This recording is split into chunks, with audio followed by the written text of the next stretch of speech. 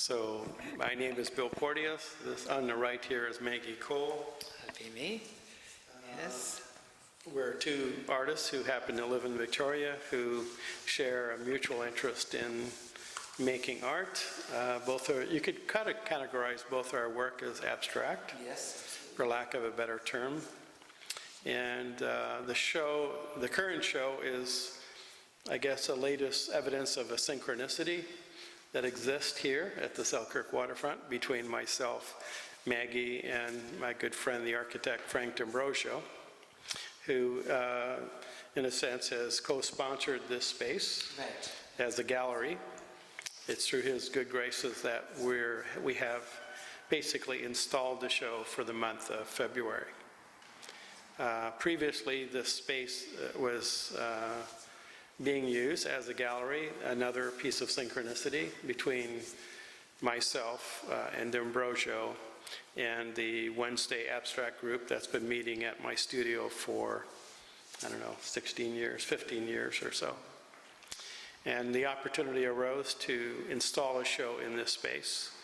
And at Frank's suggestion, we canvassed people in my group and a few of the others who just walked out, a couple people who don't attend the group, and we put together within a series of weeks a show of 10 artists for 3 months.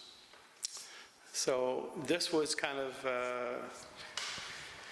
this current show happened after the fact because we were ready to wrap up the space because it was going to be rented for another purpose, and Frank approached Maggie and I and suggested that the space was going to be available for February and that we put on a show of our work. So it's not ad hoc, but Maggie and I think, took it as an opportunity to show larger works because in shows, when I've had my own show at Christmas time, and Maggie has had shows at Stinking Fish and at her studio out in Machosen, and you have a show coming up at Maddox Farm for the month.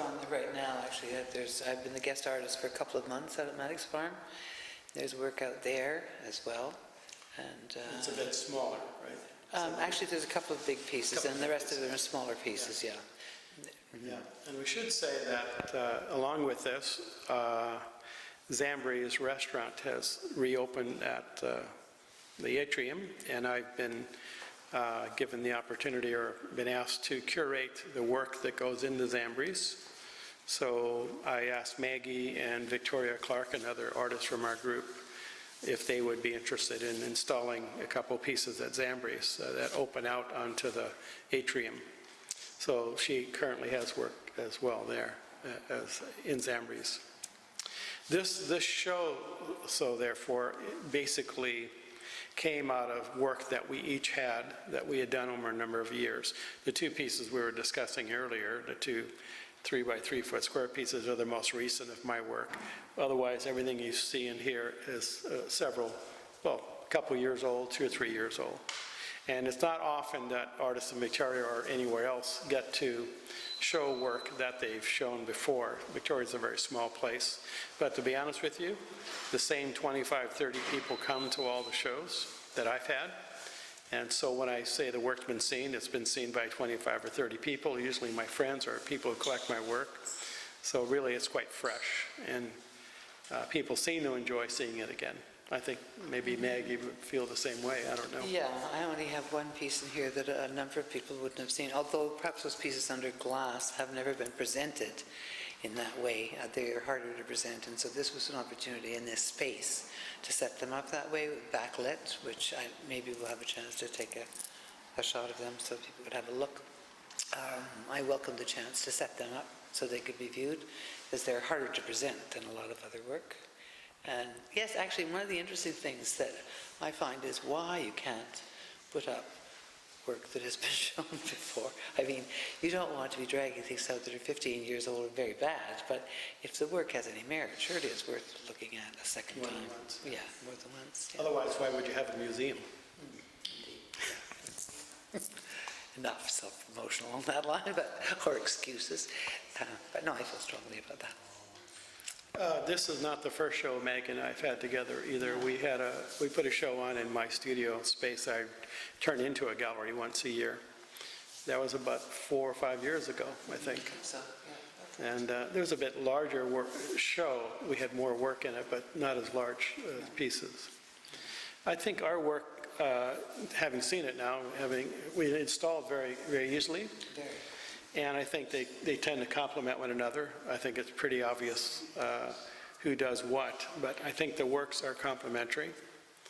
And different enough to be interesting. Different enough, yeah. There's a dialogue between the two types of work we're doing, even though you could put them out of the same umbrella as abstraction. I would not choose to show with people painting ducks or objects or things unless I was interested in the aesthetic quality of their work. I don't really care whether it's subject matter or no subject matter, it's the quality. But normally it's hard for people to distinguish and focus on one thing or the other when they're jammed together. So the opportunity to show with someone of like mind, who I respect, was a welcome opportunity. Thank you. That's very nice, very complimentary. I don't know that I have much else to add. Are we going to have a chance to photograph any of the work or take a look at it? Yeah. I'd just like to say quickly that I think the visual arts in Victoria are difficult at the best of times because there isn't a lot of, let's put it this way, people tend to be kind of relaxed about it. I guess they feel it's always going to go on, always happen, and they're more casual, where if you sign up for the opera, it's happening on a date, you go and you pay money. There's no, people come, it's a free show. We'll do it if there's time, or there's not a lot of kind of people feeling driven to go out on a rainy day or, to actually seek out and look for work. I think we're a very young culture still in that way. I mean, when I grew up, Maggie and I were talking about this earlier, every Saturday morning I would get up and usually get in a car and go down La Cienega Boulevard in Los Angeles just to look at work all day. So I wasn't waiting for someone to send me an invitation or, I wonder what's going on. I would go out and find out what's going on.